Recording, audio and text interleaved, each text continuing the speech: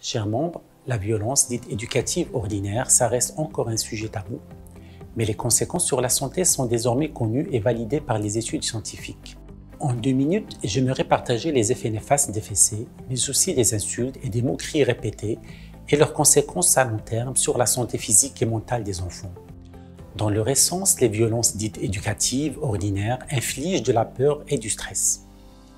Elles ont pour but de glacer, de figer l'enfant pour qu'il interrompe immédiatement son mauvais comportement. Depuis les travaux du professeur Henri Laborit, on sait que face au stress et à leur peur, il n'existe que 3 possibles réponses: le figement, la fuite et la contre-attaque. Dans les violences dites éducatives ordinaires, dans un premier temps, l'enfant répond au stress par le figement, mais par la suite, il va moduler ses réponses avec la fuite, par exemple le repli sur soi, mensonge, anxiété, angoisse, cauchemar. Ou encore par la contre-attaque, agressivité caractérielle, violence, harcèlement. Ces mécanismes de réponse au stress se mettent en place maintenant entre 5 et 10 ans et vont coller à la peau de l'enfant toute la vie.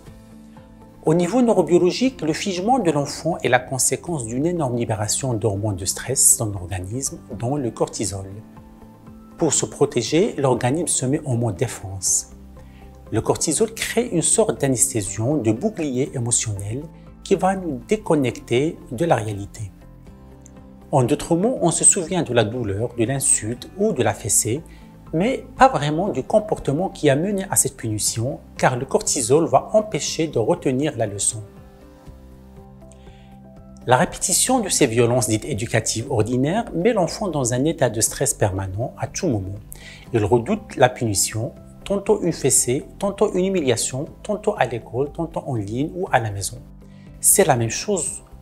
Son corps baigne continuellement dans trop de cortisol et c'est pas bon du tout pour la santé. Chaque enfant réagit différemment à une exposition régulière au cortisol, donc les conséquences peuvent également varier et prendre du temps, parfois des années, à s'exprimer à tel point qu'on oublie de faire la connexion. En santé neurologique, troubles de l'apprentissage, difficultés d'attention, troubles de la mémoire, insensibilité, manque d'empathie, troubles du comportement, troubles de l'attachement, troubles de l'alimentation, harcèlement, victime au bourreau, comportement antisocial, violence et agressivité. Et en santé somatique, asthme, diabète, diminution de l'immunité, problèmes digestifs, problèmes de peau, problèmes cardiovasculaires et même cancer.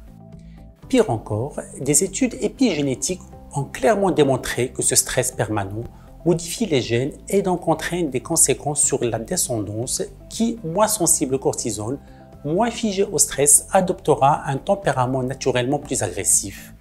Aussi envers leurs propres enfants, un vrai cercle vicieux qui se transmet de génération en génération.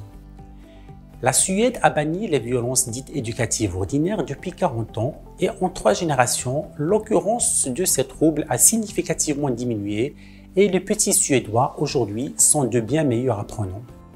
Nous aussi, parents éclairés, soyons attentifs à ces violences dites éducatives ordinaires qui peuvent paraître insignifiantes mais qui ont des conséquences négatives sur la santé de nos enfants et de leur descendance.